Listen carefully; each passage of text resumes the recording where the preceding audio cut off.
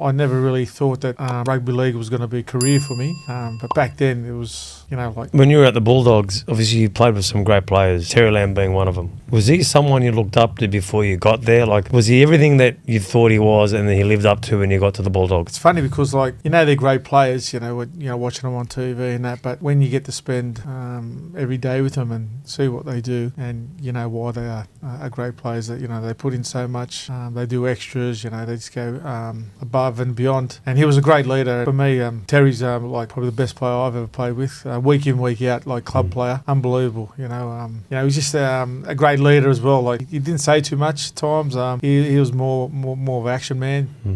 If we were struggling, trying to get out of trouble, him being the 5'8", he'd come in and start doing hit-ups. And so then the forwards, you look at each other and say, hey, what are we doing, mate? This player, he can't be in there doing that. So he doesn't put you on show, but he just, if he's doing it, he leads by example all the time. So I was pretty privileged to play with Terry, and he's a good friend of mine. Obviously, before that, you were at the Western Suburbs Magpies. I think we spoke about it, before. Obviously, you got your opportunity there. But I think there was a story about you, how you were living. I think you were living in Woolloomooloo at the time, right? How did you get there? I remember you were telling me they used to catch public transport to get to Campbelltown. I was working at because it was semi-professional back in them days, and I was an apprentice printer, Boswell Printing, and I'm working at Alexandria. And the bloke who used to come and do the lunches was Joe Thomas. He used to play for Souths and also Canterbury. And he won a grand final in 88 with Warren Ryan and that. And in 91, Warren Ryan and a few of the other Canterbury players were headed out to Campbelltown. It was Joe Thomas, Paul Langmack, Andrew Farah. Who else was there? Peter Tunks there? Jim Sedaris, he was out there.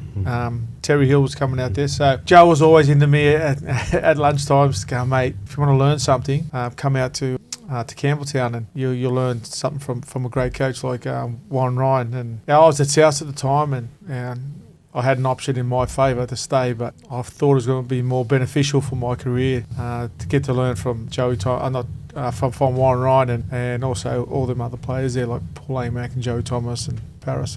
So I headed out there and my car had a Mazda 626 and sometimes on the way home it was in traffic, the car would overheat, so I'd have to pull over and end up spending an hour on the side of the road just eating my dinner, and then I'd catch the train, sometimes it was quicker, so I'd catch the train to Lamia and then have to catch it back from Lamia to King's Cross. So yeah, it was all part and parcel of the grind for me, and I think that's the difference between the generations now, the eras that we played. That we were semi-professional and we all had jobs, so it was a privilege just to be able to play rugby league and getting paid for it. Players back in that era appreciate the game more, you think? They went out of their way to, it was more uncomfortable. If the more uncomfortable was, they made it there. They didn't miss the session. They had, they brought less of their problems with them. Was it like that more in that era, you think, than it is now? I think because everyone was working back then, I think everyone had more life experiences. Nowadays, you come straight out of school and you don't get that opportunity. You don't have to work. That is your job, rugby league. So, we're pretty fortunate. Not fortunate, but I thought that's how we got that mindset, that grind, getting life experience,